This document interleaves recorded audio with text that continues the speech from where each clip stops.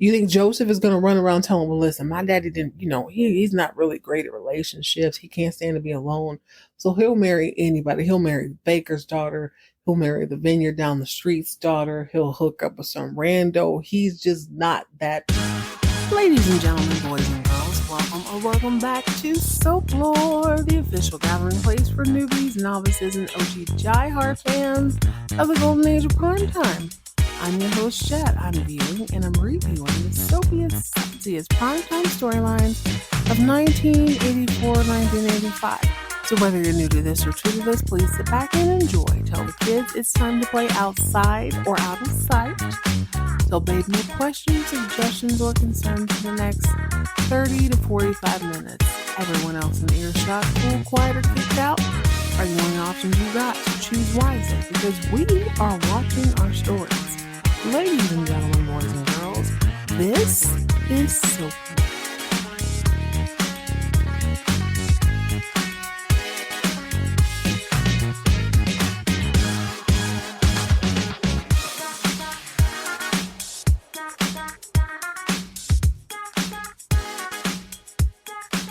Hello, gorgeous. Welcome back to another fun-filled edition of Folklore. I hope your day is shaping up well. And I hope you understand that I really mean that. I'm not going to sit here and wax poetics about how I want my soap fiends to be at their best, living your absolute best life. But I am sitting here watching Devil's Harvest, which is season 4, episode 25. I cannot believe we're on episode 25 of Falcon, Crest. And something suddenly occurred to me. We live in the age of the algorithm, and I feel like I'm being plotted against. I feel like Amazon is now my ops. What I'm finding when I'm watching my shows on Amazon, obviously this is where I watch Falcon Crest, Amazon has a sense of humor. Amazon has submitted to the dark side. Do you know that I came here to watch season 4? Amen. I've been watching season 4 for how many months at this point? Do you know that Amazon threw me into season 7?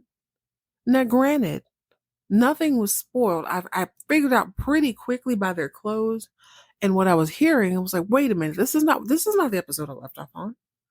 Amazon is out to sabotage you. So I don't want to direct people in the wrong way. You need to be extra diligent. If you are a newbie watching these shows, I mean, you're not like me. Unless you're doing a podcast, you could probably just binge it.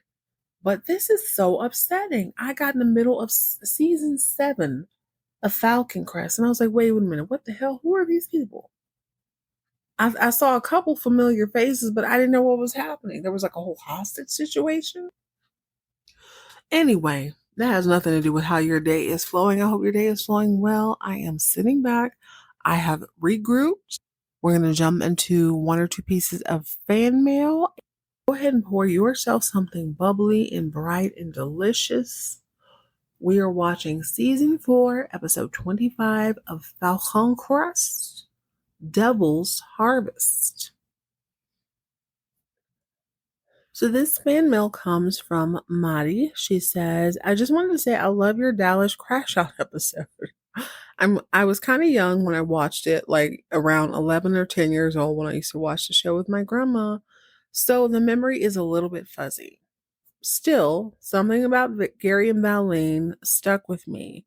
I continued to watch this show throughout my teen and early adult years, and I was always rooting for them. They always felt different from the rest of the cast, even if I don't totally understand why at the time. If I didn't totally understand why at the time. I was wondering, now that you're 3 seasons into the spinoff, how do you feel about Gary and Valene? Thanks for keeping the vintage vibes alive and making it all so fun to revisit. I'm definitely tuning in for more lore. Thank you, Madi. Okay, so I'm assuming Madi has just started watching. And I gotta be honest with you, I don't always remember what I said before. Call it perimenopause, call it just being an adult person. I don't really remember. But Gary and Val, there's always been something that stuck out to me a little strangely. So I don't mean to bore you guys if you've already been a fan of the show and listened to all the episodes. We are nearing 300. I am just flabbergasted. We're going to have to do a giveaway or something. But Initially, Gary and Val didn't really stand out to me. Maybe Gary did because I thought it was interesting that there was another Ewing who had walked away. That was me walking into this blind. I thought Gary was super interesting that he walked away, but then when I saw the way that he behaved when there was a challenge, I thought, okay, that makes sense. I can tell you with full integrity, I did not expect to see that character ever, ever, ever, ever again. I assumed it was a first season. We're just kind of throwing spaghetti against the wall to see what sticks. I didn't think there'd be anything else to learn about Gary Ewing. As far as Val, all I remember is I called her every name in the book: Bonita, Vaseline, Vidalia, and I will continue to do so. Her name is Vidalia, as far as I'm concerned. But I just remember she was kind of spaced out. I felt like she was kind of cracked out in a lot of the earlier episodes. Again, I thought this was a throwaway character. Even though this was Lucy's mom, I didn't really consider that she would be on the show more than once. So I am assuming, there's a lot of assuming here, and when I saw the episode where Gary had come back and it was Shackelford and not Aykroyd, I was like, that's weird. But I mean, it makes sense. In soap operas, people come and they go. You need relatives. It's okay.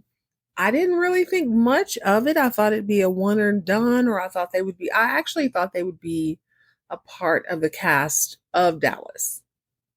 So when they said Knots Landing, I damn near fainted. If you watch that episode, if you listen to the episode, you already know I didn't take it well. One of my toxic traits is that my knee-jerk reaction is really, really heavy on the jerk. It's like 20% reaction, 80% jerk. But I think that's just learning the information. It's just in my wildest dreams, I had never fathomed that Gary would be interesting enough to have an entire spinoff on. And I think that's the beauty of watching these shows so much later. When I remembered Knots Landing because that was my aunt's favorite show. I used to confuse Noxzema and Knots Landing all the time. But when I went to like Google it or just figure out when the season started, even though they had pictures of the cast, it didn't make me any never mind because I don't know who these people were. And it didn't click. I'm realizing this as I'm saying this. It didn't click to me that was going to be Gary and Valene. I just didn't recognize them. I think when you're experiencing things in real time, you're not noting all of the details. So how do I feel about them? That's your question now. I have felt probably since at least season 2 that I don't feel like they're star-crossed lovers. I think they are people who met each other at the right time. They had a good moment and then they had a terrible moment after that. I think Gary was looking for something he couldn't really handle. He wasn't man enough to take, so he bounced. I think Valene was running to something she thought would be more secure, i.e. the Ewing family, and it didn't just work out. So when I have never really bought the Knots Landing spinoff, that they were so in love and they fell in love with each other, because when we saw them on Dallas, Gary he didn't want his family to know. So there's always kind of been I don't know. I've never really bought into it very much. And what I think about them now is that these are people who have been apart for many, many years. I think they have grown. I don't know what their relationship was before, but I can imagine at 15, and I don't know how old he was, 17, 18, 19, I don't know. They're different people. I think they are both holding on to a dream. I think they are holding on to the one person who might have had some belief in them. We're giving them some security. I think in Valene's case, this was the most secure relationship she thought she ever had. And I think in Gary's case, this was the first time someone believed in him and saw something else in him. Going forward, I think it's inevitable. I think they are different people, and I don't know. You're not the same person at 15 as you are at 30. You're just not. So time will tell, mighty. Time would tell. Remember remember, if you have an opinion, a thought, or even a bit of trivia that you want to share with me, I'm always open to hear that. You can reach out in the show notes if you're listening to this on your mobile device. In the show notes, one of the first lines you should see is send us a text. You can send me a text and tell me your thoughts, and I will be sure to share them on the air with your permission.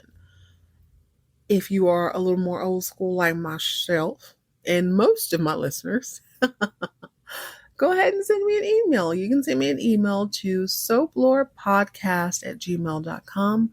That is SOAPLOREPODCAST@gmail.com. Short version, I'm not really buying into their super love story. However, that does not mean you get to disrespect the Vidalia Onion Queen. Period. Point blank. I'm gonna act a teetotal fool. If I showed out before, I'm gonna show out again. I don't appreciate disrespect. Period. All right, Devil's Harvest. This episode starts off in the aftermath of Lance's conviction. Not only was he convicted of trying to kill his grandmother via vehicular manslaughter or murder, he was sentenced to 7 years, which seems kind of harsh, but when you pay off judges, you get a longer sentence. Angela's big pissed. And I think this is an interesting moment of character development. Now, I have noticed that anytime she's going to flip or she's going to turn heel, even more than she is, she's always wearing red. It's usually some form of polka dots. This episode, she opens the show in a gray business suit with a black and yellow polka dot top. Of course, she's got the little pocket, whatever it's called. Listen, I don't dress up enough to know. But she big mad. She cannot believe that her grandbaby, her heir to the throne, is going to prison. Not just jail, not the county clink. He's going to big prison with big criminals, with big egos, with big God knows what else. And he's going to have to fend for himself while in said prison. So the media is swarming like flies on doo-doo. They are all over the place. They're all on her personal property. How they got to her porch, I can't even imagine. You would think someone like Angela Channing, Big Perm, would have people with Tommy guns and all that, but that's not the case. Not the case at all. They pull up to her front door and she's pissed. She has had more than enough of this. So when Maggie walks in, she's even more pissed off because not only is Maggie someone she knows, Maggie is oppressed. All she sees is red. What are you doing here, Maggie? Maggie's like, listen, I don't believe Lance is guilty any more than you do. We need to figure this out. Now, this is, sadly, some of the worst acting in this entire episode. This is some bad acting. Lorraine comes up. Here comes whimsical Emma. And they're all like, Lance is innocent. Maggie has been defending him from the beginning. I can't understand why Lorraine flip-flops from decent to just abysmal. T-Rash with a capital T. The acting is trash, and Angela ain't trying to hear it. All of y'all get the hell out of my face, she says. And Maggie's like, listen, not everybody's against you, Big Ange. Not everybody wants your perm. I'm just trying to tell you I don't believe that Lance is guilty. I walked over here to say that from my castle. I'm going to leave since you acting up. And Angela's like, good, get out. Gone. Get. Listen, no matter how intriguing this episode is, we have got to get through these with a quickness because there's so many. So we'll start with the bit players per usual. Lance. Lance has been convicted of a crime that he did not commit. We all know as the audience that it was Florida man not George, what's his name? Joel. But he's nowhere to be found. Sadly, he does not reappear on this episode, but somehow, some miracle, probably the privilege of wealth, Lance is let out on bail. I'd be remiss if I didn't quote Tupac. Lance is out on bail, fresh out of jail, California scheming. Soon as he step on the scene, he's hearing hoochies fiending. Fiending for money and alcohol. I'm going to stop, Robin. I think it's hoochie screaming, feeding for money and alcohol, but that's neither here nor there. Either way, this is a rich California man, fresh out of jail, out on bail.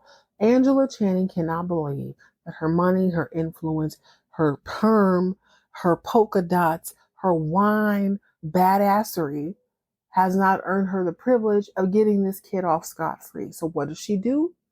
She leans on her pseudo husband, Chow Lee. Chow Lee does not get enough attention on this series, if I'm being quite honest. Chow Lee is her confidant. Chow Lee is about the same age as her. They have tea every morning. They have tea every night. He knows all of her deep, dark secrets. He knows where the body's buried. So who else could she lean on in order to get some sort of finagling situation for her grandson? So the plan is thrown. Lance is fresh out of jail, out on bail. He's supposed to come back to the mansion, and then he's going to disappear. Now, let Angela tell it. She and he were having a little conversation. She goes to put her cold cream on.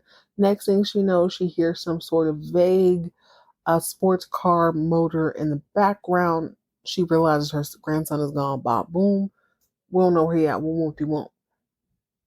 The reality is, she decided, Lance, you're finna go to a neighborhood in San Fran and you're gonna hide out with some of Charlie's cousins. Now, Lance is a 6'3" man who needs to hide out. So he is hidden in an apartment that belongs to someone in Charlie's family. It seems like it's a second or third cousin, someone not super important. The only problem is the person who was supposed to be guarding Lance is about his age.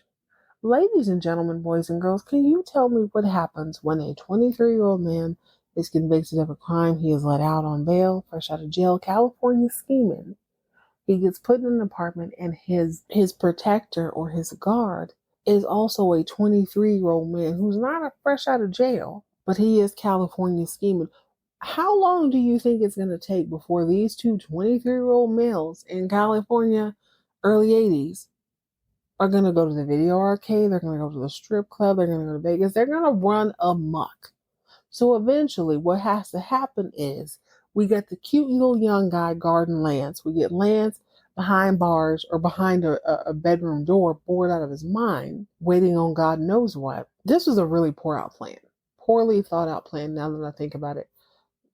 If he skips bail, the only future he has is an arrest and prison.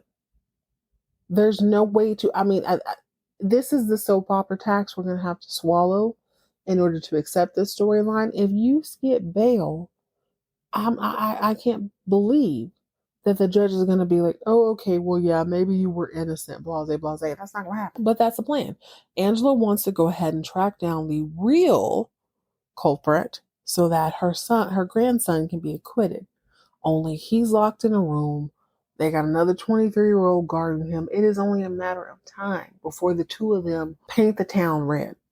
So what they have to do is bring in a bigger dirt dude, one of Charlie's older cousins or older uncles. Somebody has to come in and basically keep Lance in this room. It's not all that interesting. It is also worth noting that Lance thought he was going to be able to work remotely. Although this works on Dallas when JR was shot up, it does not work on Falcon Crest because he is a criminal. See, that's the whole gotcha. If you want to work remotely, it can't be with like an ankle monitor on. If you can believe it, we got Leather Pants Pam, who I've never really categorized. I feel like she's an anti-hero more than she is a bad girl. But trust and believe she has those tendencies. You have to if you're going to be working for Richard all this time. She gets it in her head that, I have put together what has really gone wrong with Lance, who really went after Angela, and I know exactly who I can blackmail. So she walks into Melissa's office and she says, hey, fool, guess what? Chick like me, I have a checkered past, you know what I'm saying? I have things that aren't going quite right in my life. I think you're going to fund my new lifestyle. I'm ready to turn a new leaf. I'm ready for a new lifestyle. And I think you're going to be the person to fund that. Melissa scoffs as one would. Why would you even come in here, Leather Pants Pam? By the way, it's 90 degrees outside. You don't have no shorts. You don't have a dress. What's really good? Ladies and gentlemen, boys and girls, this is Jet giving you the essence of a scene as opposed to the verbatim dialogue. Well, Pam says to Melissa, Mel, that's real cute. I admire your bad girlery, but what if I decided to swish down to Angela's office and I told her, hey, have you ever heard the name Joel McCarthy? Would you be interested in knowing that Joel McCarthy was hired by a little Pop Tart who tries to be you? How would that wreck your future, Melissa? This is what I think is going to happen. I think you're going to give me $100,000 and maybe I'll keep my mouth quiet. Maybe I don't have anything to say if anybody asks me about it. Melissa cannot believe that she's been blackmailed, but honestly, bad girl Melly Mel, I give her grace because she is a new villain. She is learning. She is still banking on her youth, which we all know is a losing game. You have to build strategy. And you know what? This is just character building for her. Cover all your bases. She should have gotten rid of Joel McCarthy on her own because this just keeps adding up. Okay, so fiends, I got a little bit beside myself, finished the episode. Here are the key takeaways. Cassandra. You remember Cassandra, right? She's a whole ad agency. She's a person that Richard has his eye on. He's done a little bit of her background, but nothing's coming up. What I know now is that this is not that uncommon. Surprisingly, up until about 1995-ish, you could probably fake your existence for quite a while. But Cassandra is a smart woman. She and her brother Damon, aka Riker from the USS Enterprise and Jean-Luc Picard's first captain or whatever he was, they're brother and sister. They have a vision. They have a plan that they need to enact before people start to realize who they are. Now, this episode, we don't necessarily get any closer to finding out who they are, but we do get to see a deep dive into their past via one dream and one visitation. So, at the top of the episode, we see Cassandra having a meeting with, I can't remember the name of this mixes into Chase's story a little bit. So let's just be a little bit vague right now. Cassandra has put a bug in the ear of a major contributor. Think like a Target or a Walmart. And she's saying, hey, you need to get in bed with Falcon Crest. You need their product in your stores. This will be wonderful this will expand your sort of refined side and it'll help them too. So meetings are had, XYZ. We'll get to that when we talk about Chase. She's pretty proud of herself. And when last we left, she was still leading Richard on. She had left him not once but twice. He tried to kiss her after dark at the racetracks when everyone else had left. She let it go. He tried to invite her. He wanted to take her to lunch or something. She pretended like she had something to do. Well, it's gotten to the point where she can't keep putting off Richard. She needs to go ahead and play along so she can continue her proximity with Falcon Crest. So they go to dinner. They're having a wonderful time.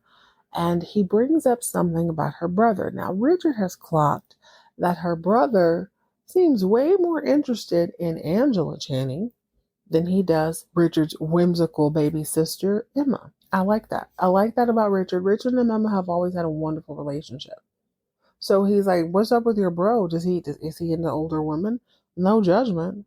I just had my own torrid affair with an older woman. So, I mean, I get it. Is that his thing? Maybe we can double date. He can go with Ange. I can go with Francesca. And Cassandra's like, no. Richard, I have 8 magic words for you.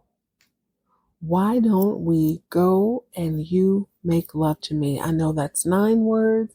I forgot the original 8. But the basic concept of what she's saying is, I'm ready if you're ready to receive.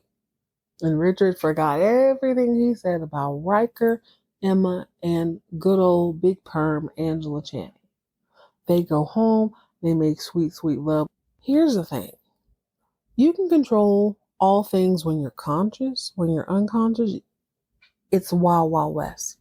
Cassandra forgot that she has these nightmares. So, post-coitus, they're lying in bed asleep. She starts having a flashback / nightmare about some fire where we hear that Carrie voice, Cassandra, Cassandra, they're all gonna laugh at you. Only now we see Cassandra coughing in the fire and we see a younger boy with her. We all know that is Riker from the USS Enterprise, aka Damon. She's still keeping the secret. So she's sweating, she's being uncomfortable, but of course she's unconscious through all this. She's none the wiser. Richard hears this, he wakes her up, she realizes she had a nightmare, and he goes to comfort her. God bless him. It's not happening. We can't make fetch happen. Richard, there's nothing, and I do mean nothing, comforting about Richard. But that's neither here nor there. Cassandra has already put phase 2 in place. Her brother Damon is already working on Emma. I suppose Damon is more of the backup plan, is what I'm gathering from this episode. At the end of the episode, they go walking into some sort of institution where a nurse warns them not to try nothing funny. She's not in the mood today. She's worked 12 hours. She's got things to do. Don't go in here harassing y'all's mama. Room 207 is open. They walk in and we see a woman in a wheelchair, a motorized wheelchair, which means she's a supervillain. Can we just admit that? We all know, anyone who's watched TV in the last 60 years know that if you have a mobile chair or a motorized chair, you're a supervillain. Name me 3 good guys in a motorized chair. I'll wait. Exactly. Mama messed around and passed out before they got there, so she's asleep. But she is draped in a veil. She's got on a hat. She's fully covered, which leads me to believe that she was probably burned pretty badly in the fire. However, before she passed out for her afternoon nap, she was able to write out the final plan in destroying Angela Big Perm Channing. In my mind, because I like to be playful, it probably means she diluted her activator. She has increased the size of the rollers to create some sort of insecurity in Ange. Maybe she sent some love letters to Ronald Reagan. I don't know. It's one of those things. But all we see is a final plan. There is a small ream of paper that reads, "The destruction of Falcon Crest, final phase." Mother has scribbled this out. Mother has a desire. Mother says, piss or get off the pot. I must say, I am quite taken aback by this sort of late entry, but who's to say it doesn't build upon season 5? I don't know. What do we have? We have 6 episodes left in season 4 of Falcon Crest. There is a potentially burned woman scorned with 2 children who are wealthy and capable and gorgeous and able to seduce. Who's to say what will become of this? I don't know, but I do know that I am here for it. Let's get to the Giaberti, because I suspect that the Giaberti men are getting a little bit bored. They like a little bit of attention. Are we noticing weak morals here? You be the judge. So remember when I told you that Cassandra had a hand in this whole, let's call it Walmart/Target deal? She's been sleeping with this guy named Brad. Brad owns the Walmart/Target thing, and it's very clear to us, the audience, not him, because Brad is dense and older, that she's not really interested in him. She's like, dude, I'm so busy, I can't really have a relationship. But he's like, Cassandra, I need more of your attention, I need more of your time, I need more of your affection. It's not really working out. Her only plan with him is that she needs to get with him in order to make this whole deal happen with Falcon Crest. What she wants is Falcon Crest to basically get in bed with Brad, who is his major conglomerate. Now, if they take the deal, they're going to be on everything. They're going to be on cruises. They're going to be on airlines. They're going to be everywhere. They will be the wine in the country. They will be the major supplier for this particular brand. So Brad, during a meeting with the rest of the gang, tells them that we bought out $60 million worth of wine last year. You're not going to find a better deal for this. We just need to understand that you have the facilities and you have the capabilities of meeting our product needs. No leases, no options, no dollars down, no dollars a week. So Chase is very uncomfortable because he's like, this is a major fortune. This ain't like 50 sense or whatever. This is way bigger than any of us have ever gotten in bed with. Here's the thing. Richard and Angela are saving face. They don't want to admit that they may or may not have the funds, or they may or may not have the um, logistic capabilities of producing all this wine. That's all you need to really understand, is that this has created this weird sort of standoff between the three of them, between Angela, between Richard, and between Chase. Now, Chase is coming in. Chase is the newest of money. He is still, even though he's got the heritage, he's vaguely new to this. While Angela is true to this, and Richard understands business. This is a wonderful time to reiterate that if this whole tango doesn't take place, there is a backup plan. Cassandra and her little brother Damon, aka Riker from the USS Enterprise, have a backup plan. Riker is backup, Cassandra is main plan. They don't really need to worry about that because this is a show of egos. Who has the biggest ego? Angela is probably the only person who could actually afford this. She could write a check tomorrow and be fine. Richard is in debt. Now, she knows this, so she pushes the deal forward. Her whole thought is, I know that Richard can't afford it because he is Douglas's bastard and a Nazi baby sympathizer, and his mama didn't leave him no real money like that. He is not true to this like I am. He can't really afford it. I know my nephew can't really afford it like that either. So if they take the deal, she has the option of buying them out. Richard and Chase are both aware of this. Chase is really, really struggling with this. Now, Richard, being a businessman, he knows how to maneuver around debt. That's not a big deal. Plus, he's been a bad guy for like 20 years. Who cares? Chase, on the other hand, is sweating bullets. He feels like Angela and Richard are moving into this quite quickly. He doesn't have a chance to gain his footing. So he tells Maggie about it. Maggie's like, screw them. Start your own vineyard. Your mom left you more than enough money to start your own vineyard. You've done this long enough. And it's like his pride is in the way.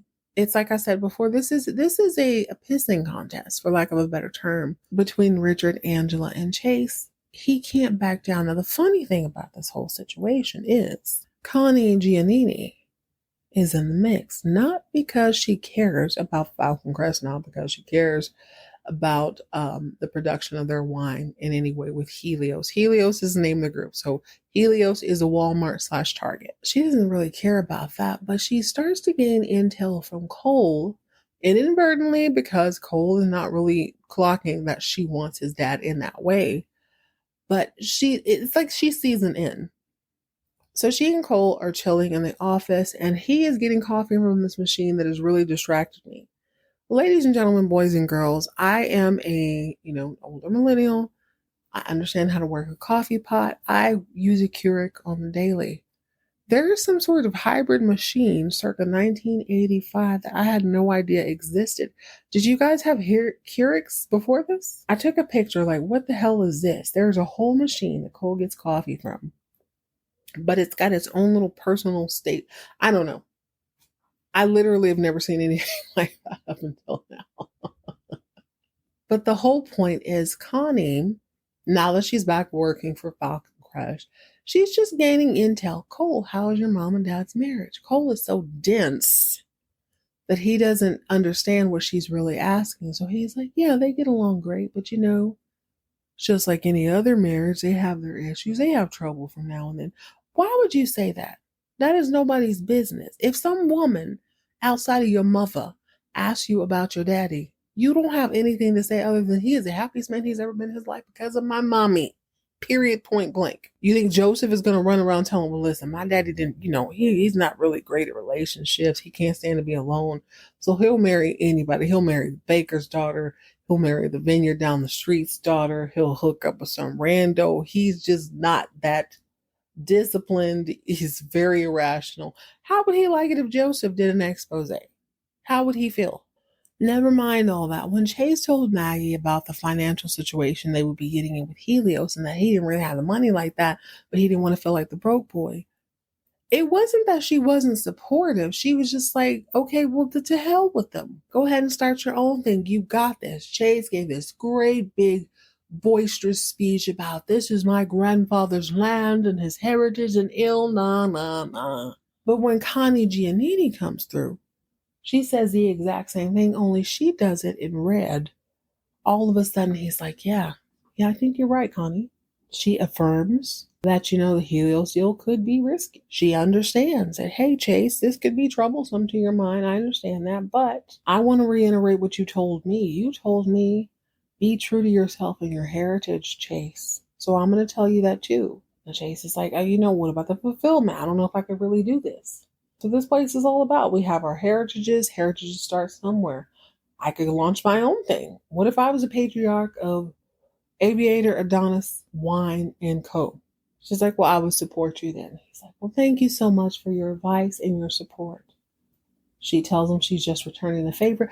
All this was a clever ploy to reach down and give a kiss on his cheek. Now, here's the thing about soap operas that sort of pisses me off, is that there's always sort of this revisionist history when things don't flow as smoothly as they should. I have never noticed this on Falcon Crest, but I don't know. There's something about this being 30 episodes long, us moving away from the Nazi gold treasure hunter storyline into this new storyline that feels like you've got to bridge the gap. There's got to be some strings that attach the old story to the new story. And I suppose this is it. But I don't know. He seems interested in her to me. He definitely seems interested in her to me.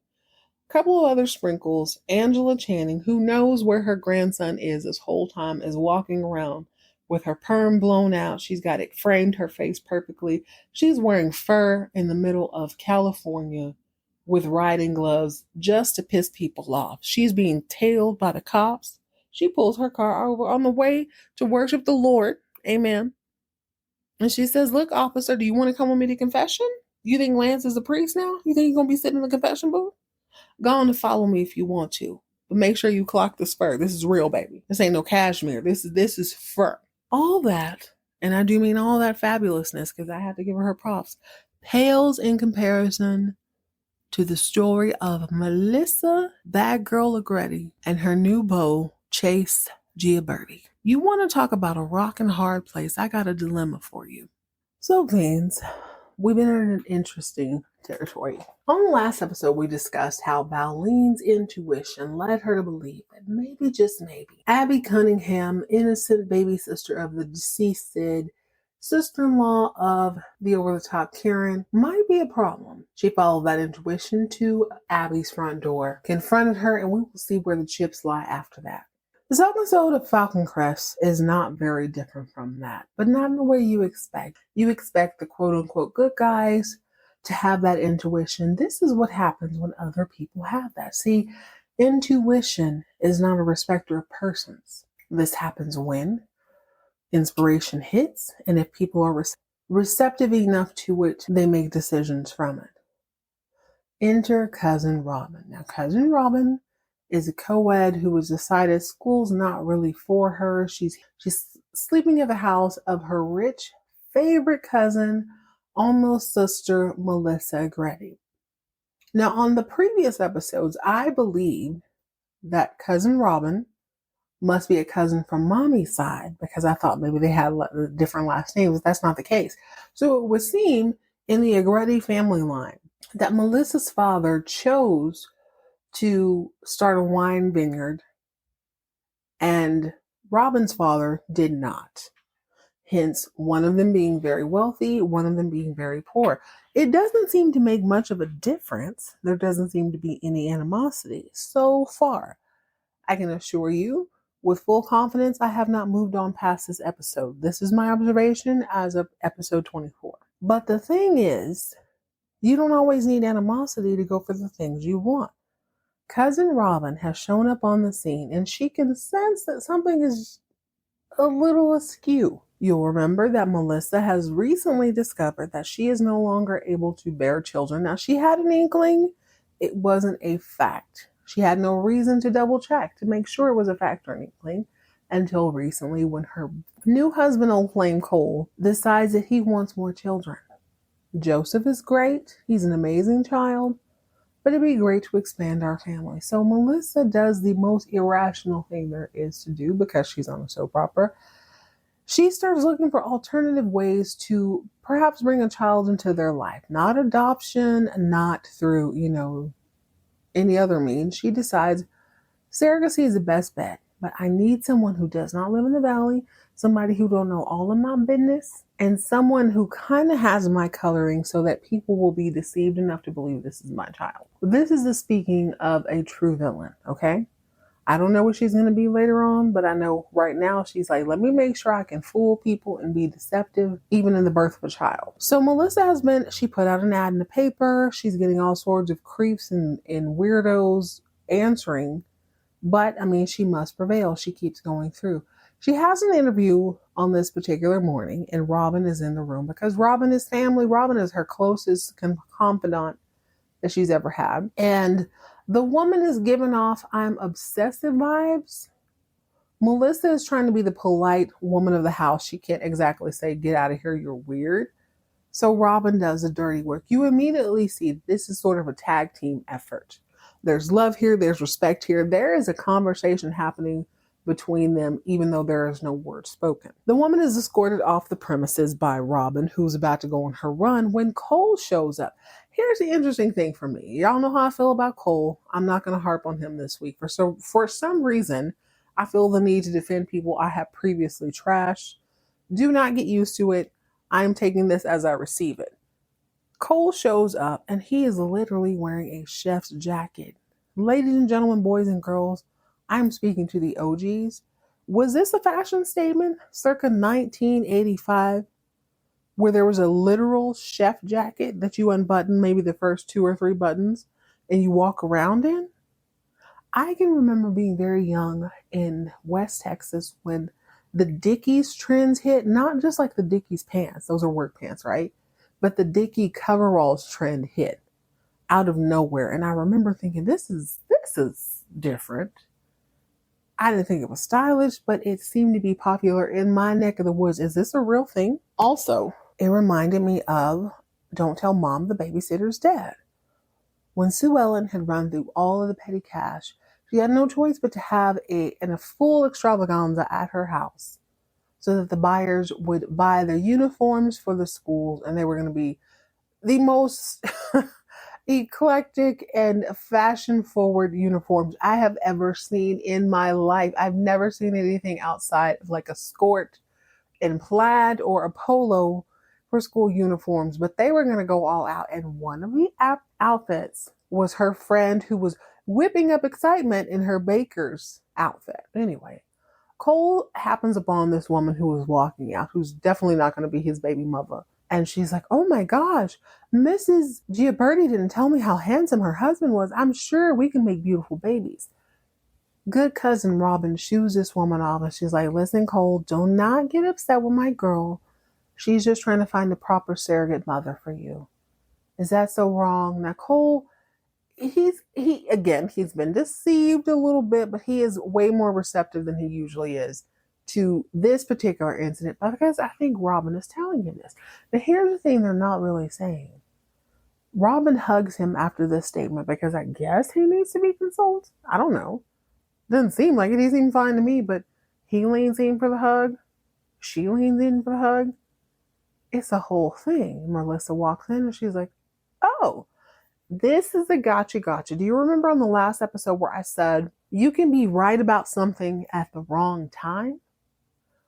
This is one of those things. You can kind of see in Melissa's face that she saw something that was not proper, but because she is a person who's kind of keeping the wool over Cole's eyes, she can't really say anything about that. Plus, this is her girl of girls. You can't say nothing about it. This is my cousin. This is my flesh. Clearly, I saw something wrong. I think we do this far too often. You see the truth, but due to circumstances that are either in your control or completely beyond your control, you feel the need to be like, okay, maybe I'm overreacting. You got to start trusting that intuition. Cole's whole response to this is acceptable. He sees Melissa after he and Robin have embraced, and he says, hey, Melissa, I just met a woman who wants to have my baby. She has no choice but to come clean. Listen, I know. She's not satisfactory, but I promise we'll find the perfect woman. So as they begin to embrace, he says, listen, I know how much this means to you, when in fact it really means more to him. But they both think they're doing something for each other. It's kissy kissy boo boo face.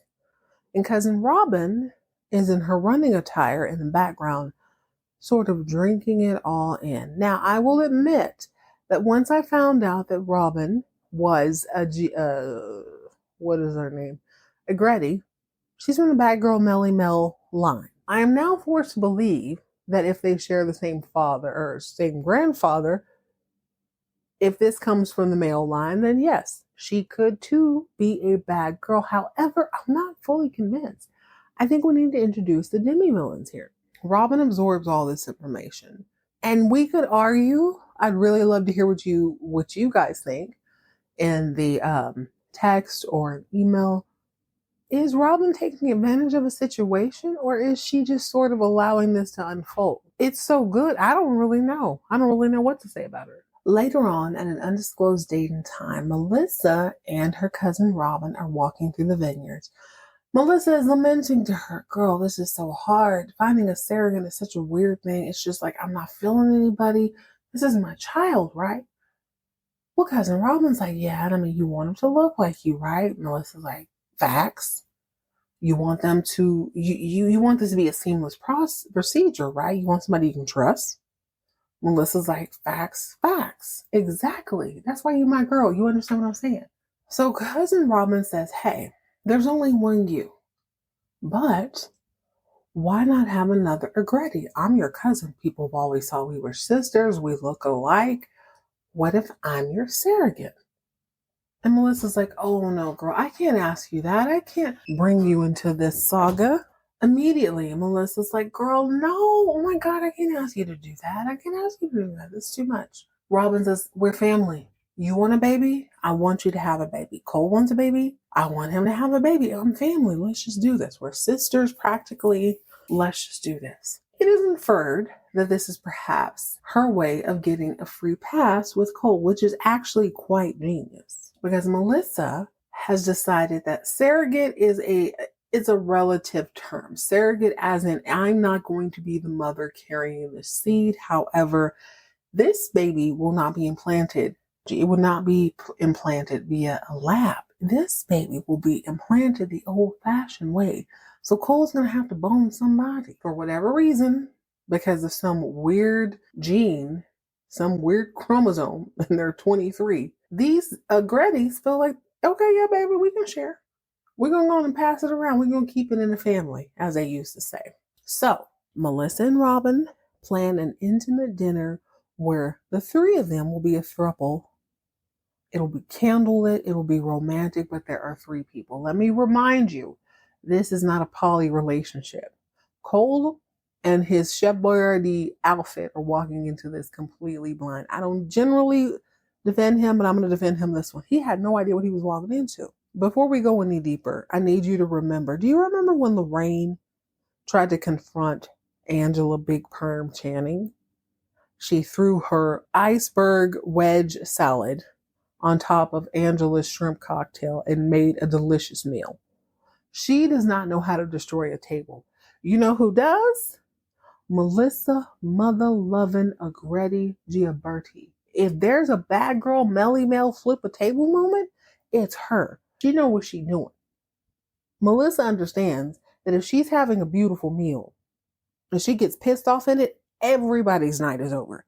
Everybody's meal is ruined. There is no way you can salvage a meal after she is done. So picture this. Warm candlelight dinner out on the veranda. Two beautiful women from the same genealogy sitting at a table waiting for one man. That might be some people's fantasy. I'm a little bit grossed out, as I said. Anyway, Cole sits down. They start eating. They start chittering. And the women bring it up. Say, Cole, you know how you want a baby? Yeah. You know how you want Melissa's baby? Yeah. What if Robin had Melissa's baby? And Cole's like, wait, I'm sorry. Wait. What?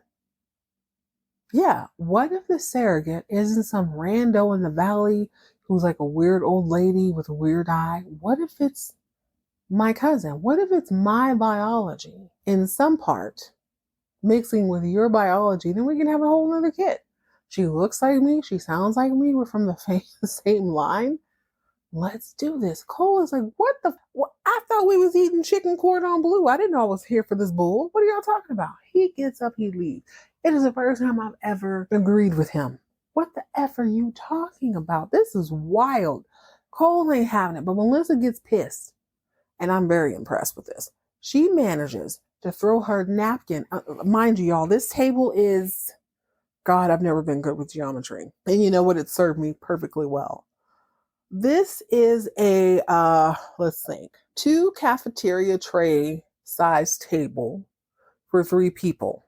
There are wine glasses with water. There are wine glasses with wine. There is a little candelabra with like 3 candles, I think. Melissa manages to throw a full fit and a napkin without burning the place to the ground. Bravo, bad girl Melly Mel. This is why she earns the title. This is why Terry is kicked out.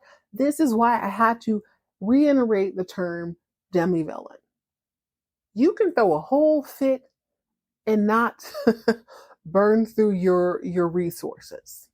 Melly Mel understands this. This is the second fish she's thrown in 2-3 episodes. So, in an effort to soothe Cole's ego, or whatever, I don't really know, Cole goes to sleep in the wine house. Tell me why he don't have just an air mattress, y'all. He didn't have just a cot. He has a full-ass size mattress on the stone floor of the wine house that I guess he sleeps in quite regularly. Why he would need to lay up all night and watch yeast and wine ferment, I'm sure I don't know. But that's what he's doing. So Cousin Robin goes over to soothe the whole situation. You remember at the beginning of the show, she's like, listen, Cole, please don't get mad. Please, please, please. My cousin just wants a baby. She just wants to make you happy. Please don't be upset. Well, she does the same thing, only she's wearing the McGruff crime dog jacket, and I knew exactly what was up. She enters said wine house, and Cole sits up on his fully made full mattress on the stone floor. It is a double mattress, I can tell, because this man is at least 2.5, 3 feet off the ground. We all know if you put a box mattress on the ground, that's what, like 8 inches? Anyway, with a comforter, double twin mattress. It is a cousin comes through in a McGruff the Crime Dog jacket. However, it is a fur coat. It is short. It is tantalizing, I guess, if you want it to be. And then she's got on a pair of really whack peep toe sling back pumps. Underneath all that, she's got on some lingerie, but we don't know that. She wakes up Cole. Cole, listen. Your wife only wants what's best for you. Please don't hold it against her. She just really wants to make, you know what I'm saying? She wants to make sure y'all have a baby. Now, what we don't hear, which this is a whole nother, I also need to correct the size of the table. The table is big enough for 3 people. So let's say it is 4 standard cafeteria trays size. Melissa throws her napkin, yells, she acts a teetotal. And then she goes, maybe this was a bad idea. Only Robin ignores that. She puts on the lingerie. She puts on the peep toes and the slingbacks. She puts on the McGruff the Crime Dog mink pimp coat. And she walks down to the wine house to meet Cole on a twin size, fully made up mattress. That's the point I'm trying to make. Why would you have? She wakes him up from a deep coma-like sleep. I'm assuming that has been induced by wine based on the surroundings. She says, listen, your wife wants what's best for you. She just wants a child. Please don't be upset with her. Please don't. She's playing the advocate. And for whatever reason, this touches Cole. I would like to argue it touches Cole because he's into it already. Cole is probably the easiest person on this show to seduce, next to Terry. Terry, if you breathed her the wrong way, she's on it. But Cole is a very, very close second. And considering I guess they're not really blood related, but whatever. That's his auntie. He's like his auntie. Cousin Robin stands up. She removes said mink coat. She reveals the lingerie, and Cole says, hell, we need a baby, right? How else we gonna get a baby? 1 + 1 = 2. 2 + 2 = 4. And cot plus Cole equals take down my wife's baby cousin Robin. We finna get it in real quick here on this wine house floor. And they do just that. They do the do. Robin is a respectable type woman. She slinks back to the castle. By my projections, it's at least half a mile. She slinks back to the castle under the cloak of darkness before dawn in her mink coat, sling back, and peep toe shoes. Or back to wherever Cole. I don't know where Cole and them. I was led to believe that Cole and Melissa kind of live in town. If they kept the same house that he and Shania Linda lived in, or they're on Melissa's house. They're in Melissa's house. So maybe she drove a car. I don't really know. The point is made. She's got a uterus full of Gia Birdie, and she's gone. So the next day, Melissa comes to the wine house as Cole is putting back on his Hawaiian shirt and whatever. He looks like he's on Saved by the Bell. He's an extra. And she's like, listen, I'm so sorry that happened. I never wanted to put you in a weird position. I'm so sorry. You're right. Joseph is enough. We don't need any more kids. And he's like, oh, wait, what? Yeah. I'm happy, Cole. We don't need anything else. Now what are you going to do? What would you do? You can't very well be like, well, a couple hours ago, I was horizontal with your cousin. He can't say anything. So now, here we are, episode 24, season 4. Cole has just banged Melissa's baby cousin, or equal cousin. They seem like they're about the same age. He has banged her and in the hopes of having a child. Oh, I don't know. I don't really know if Robin ever wanted a child. She could be on birth control for all we know. But I know she wanted him, and he definitely wanted her because he went ahead and went through it. Now, is he going to be able to tell Melissa? Dun, dun, dun. Baby, what a time, what a time, what a time. Thank you for joining me on this episode. Don't forget to hit me up in the show notes or through the email, soaplorepodcast@gmail.com. Can't wait to hear your thoughts on this episode or any other episode you're watching. Thank you, Madi, for the fan mail today. And join me next time as we jump back into some soap opera debauchery. I think we'll visit Dallas before we have to take a little bit longer of a pause because that season's almost over. In the meantime, in between time, if your cousin and your spouse come to you with a tantalizing offer, turn the other cheek, act like you are Ray Charles, Stevie Wonder, you ain't seen nothing, you ain't heard nothing, you're Helen Keller to them. Stay hydrated, stay moisturized, mind your own business, and keep all of your drama on TV.